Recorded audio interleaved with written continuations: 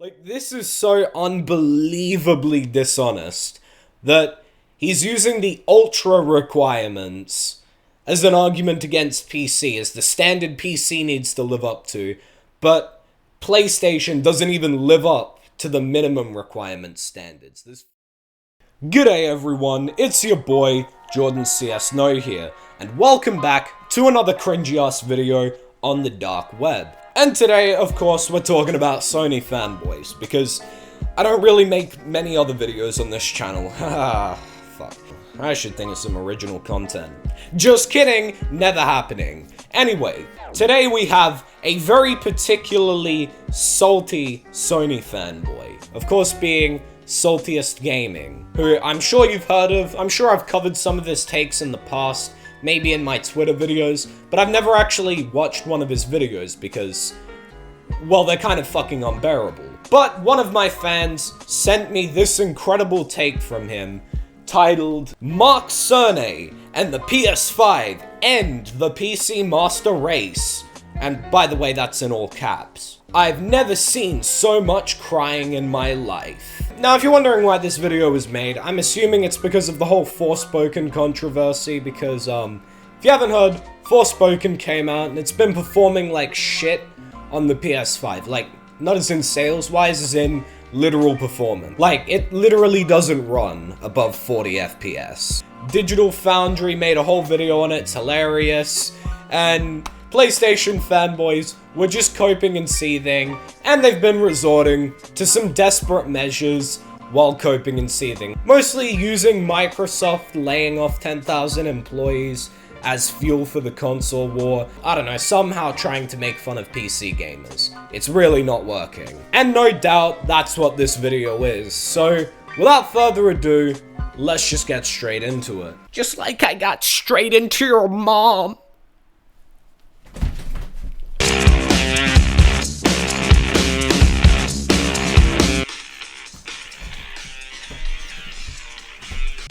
What's up, PlayStation Nation? Welcome to another Saltiest PlayStation News Report. Hope you guys are doing fantastic. Before the PlayStation 5 launched, Mark Cerny did a deep dive into the console, what was specifically inside it, and the specs. Mark Cerny did a deep dive into the specs of the console before it came out.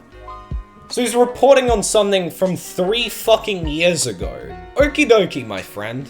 And if you're wondering, the haters were out in force before the console even launched, specifically on the Xbox and PC side. No, nobody on the PC and Xbox side really gave a shit about the PlayStation specs. Maybe on the Xbox side they did when they were arguing about fucking teraflops and all this other bullshit. But let's just be honest, Sony fanboys were equally as salty as all the Xbox fanboys arguing with them. PC gamers were there though, just making fun of everyone as usual for participating in the console war. When you ask yourself what is inside the PlayStation 5 that makes it special, well, the price number one is $400. Incorrect. The price number one is actually $500. Well, no, actually $550, because Sony increased the price, and you cannot find any equivalents on the market for PC, because when you build a... That's actually not necessarily true. I do know people who have built PCs for around $500 to $600 USD. And also, I don't know if you'd know this, but the console market and the PC part market are very different. Mostly being that the PS5 is sold for less of a profit than PC parts are, mostly because PS5s can be made and manufactured more in bulk than a lot of PC parts can. Because when you build a PC or you buy one pre-made, you're gonna have to get all kinds of parts. It's just very costly to be a PC gamer. Really? I never would have known. I mean, it's not like PC gaming is known for being expensive, because it's also better quality than console gaming. I mean, no, yeah, of course, it's rocket science. So, Salty, what's the point? Well, we're about to talk about it, okay? Oh, fucking finally. Because it's very interesting when it comes to these PCMR guys, because they like to insert themselves, into the console war discussion. No, we just like to make fun of you guys, you know, Sony and Xbox fanboys, for taking this way too seriously. Honestly, we don't care. It's just funny. Now, let's put a little caveat or note into the whole discussion. This is all for jokes. You take the console wars seriously, you should probably check yourself into an appointment with a psychologist or a specialist. Yeah, you probably should, Saltiest. Doesn't really mean much. These companies are out there to make money. And yet you continue to fanboy for them. It's just like cheering for a team or whatever. People like to have tribalistic natures to them. You do realize that the exact thing that we make fun of you guys for is that tribalistic nature. Actually, it's not even that. It's not even really the tribalistic nature.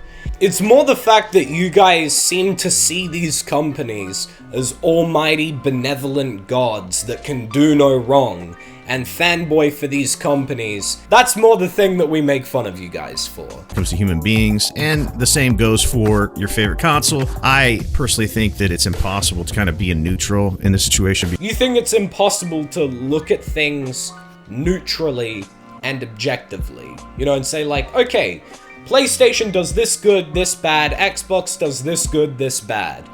You know, it has to be, PlayStation does this good and nothing bad, Xbox just bad, bad, bad, bad, bad. That kind of says a lot about your mentality, if I'm being honest here. That you can't look at Sony or PlayStation with any kind of scrutiny. Because at the end of the day, human beings have preference. If you go into an ice cream shop, you're going to prefer a flavor over another. You don't just walk in there and say, I like them all the same. This isn't about you having preferences. It's more about the fact that you'll turn a blind eye to the company doing something bad just because of your preference. Like, I'm gonna be honest with you guys. I like Nvidia. I like their graphics cards. But I'm not gonna turn a blind eye when they do something stupid, like price the 4090 at $1,600. That's bullshit. Okay, the same way that PlayStation fans shouldn't turn a blind eye when Sony do stupid shit, like increase the price of their hardware or games when they really don't need to. Same as Xbox fanboys also shouldn't turn a blind eye when Xbox increases the price of their games. But back to the PC weirdos. These PC guys, for the most part, are closet Xbox guys, for the most part. I love the typical Sony fanboy talking point of, they're just closet Xbox guys. You know, it's actually kind of hilarious how people will call out me or Alex or Fratanga and say that we're just Xbox fanboys when we've called out Xbox plenty of times in the past for doing stupid shit. Also, none of us own Xboxes, so it genuinely just makes no fucking sense. And they like to insert themselves, like I said, into these discussions. And now, since PlayStation 5 games are going over the PC, we're seeing more and more situations where even the beefiest rigs out there aren't able to handle the greatness that is PlayStation 5 games. I'm sorry, what games are having that issue? Because as far as I know, all the PlayStation games that come over to PC have run beautifully. So I really don't know what the fuck he's talking about. What games are having issues running on PC that are coming over from PlayStation? We saw this first with Returnal. Returnal? Really? I'm sorry, how the fuck does he know that Returnal runs like shit on PC? How's that his example when it's not even out yet? You literally can't even buy it yet. So not only is the game he's using as an example not out yet, I should also mention that Returnal also ran like shit on the PS5, the system that it came out on. It didn't even run properly on that. So I've really got no fucking idea what he's on about. Now fast forward to Forspoken, which is going to be coming out on the PC, and guess what's getting people all riled up? You're going to need a crazy, insane amount of RAM for this game on PC, and that is 32 gigs of RAM. And now, okay, that is a lot of RAM, I will say that, 32 gigs, except that's for Ultra, which is the max settings for the game, which, by the way, I should mention that the minimum requirements for the game are 16 gigabytes of RAM. And also that the minimum requirements of the game is what runs on PlayStation and doesn't even fucking run properly.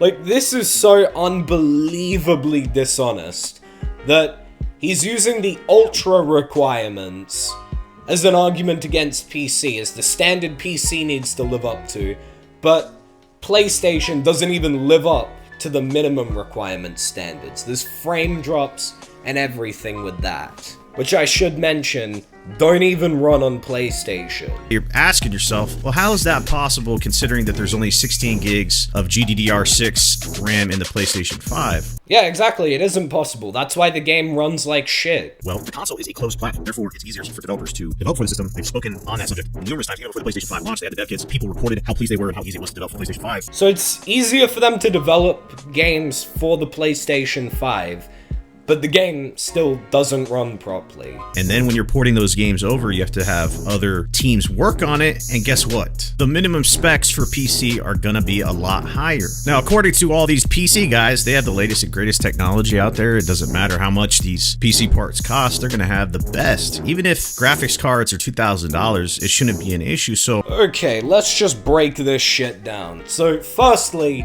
a lot of people complain about graphics cards being that expensive. Like, there's not a lot of PC gamers, like, $2,000 for a graphics card? No problem. Why do you think the whole Nvidia $1,600 graphics card was such a big controversy? Also, no, not every PC gamer thinks that they have the best gaming rig or the latest gaming rig in the world. That's such a fucking straw man. It's unbelievable. They just think they have a better gaming setup than you with your PS5. It's the difference between saying, my dick is bigger than yours, and I have the biggest cock in the world. The question that I have is, why is this a big deal? And why are PC dudes complaining and crying about the minimum specs for PlayStation 5 games? Who is genuinely complaining on the PC side about the requirements for Forspoken? Genuinely, who is? I have not seen one. Can you show me one? Actually, no, that's setting the bar too low. Can you show me at least 5? Most of what I've seen is just PlayStation fanboys coping and seething over how the game doesn't run well. In fact, there's even a whole Digital Foundry video on it, which everyone is coping and seething over, and is honestly hilarious. It shouldn't be an issue if you're rocking the latest and greatest. Over the past few years, the minimum amount of RAM you need to play PC games was around 8 to 16. Now, you look at 2023, and we're getting up to 32 gigabytes of RAM, and honestly, if you're a PC dude and you can't put 32 gigabytes of RAM in your custom rig, then you just need to shut the f*** up. Either that, or you could go out and buy a PlayStation 5 and play it on that platform, because we've seen over and over and over with comparisons to PC that the PlayStation 5, for the cost to power ratio of what you're actually getting, is second to none. I swear to God, he's saying about like, look, the PlayStation 5 is more powerful than a gaming PC because of Returnal and Forspoken. 2 games that run like shit on the PS5. Look at the high specs they require on PC. Yeah, do you want to know why they require those high specs on PC? Because they don't fucking run properly on the PlayStation 5. Do you not remember the whole controversy with Returnal being a buggy piece of shit and not running properly, and people not being able to get refunds for the game because Sony are just jackasses? And do you not see history repeating itself with Forspoken also not being able to run properly on the PlayStation 5? Yeah, no shit, they're gonna require higher specs than on the PlayStation 5. And again, you only need 32 gigs of RAM for the ultra settings, not the minimum settings, which is what runs on PlayStation. Like, the framing of this argument is just so blatantly dishonest. It's unfucking believable. Comparing these two, but it's pretty funny to see all the bitching and moaning from the PC side when it comes to these ports and what the minimum specs are, because it's also pretty stupid to see all the coping on the PlayStation fanboy side for a game that doesn't even run properly on their system. Based on polls and actual data, the majority of PC dudes out there aren't rocking a RTX 4090. They're rocking some like piece of shit GPU, some potato rig. And it would probably still run Forspoken better than the PlayStation 5. Anyway, boys, that's all for today's video. Thanks for watching. If you did enjoy, leave a like. If you're new to the channel, why not subscribe? Turn on those post notifications so you never miss an upload. Let me shout outs here. You too can become a member of the channel and help support terrible content like this by clicking the join button down below. You can join the channel just like these people for $4 Australian as a minimum to become tier 1, or tier 3 for $15. That's probably enough money to help save, I don't know, like 3 starving African children. So what would you rather? Help 3 starving African children or 3 memberships to this channel? Follow me on Twitter at JordanCSNo, subscribe to the second channel, JordanCS2, and join the Discord server, the CS Nation. Links to all of those will be in the description. Please don't send any hate over to Saltiest Gaming, it's really unneeded, but that's all for today. So until the next one, piss off.